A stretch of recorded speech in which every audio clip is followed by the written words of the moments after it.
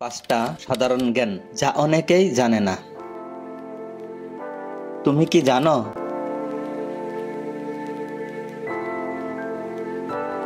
পৃথিবী 1 মিনিটে প্রায় 30 কিলোমিটার ঘুরে যায়?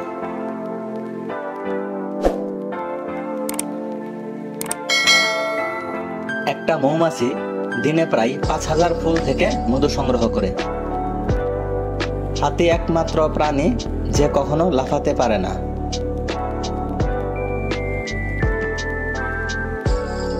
শিশুরা দিনে গড়ে 300 বার হাসে।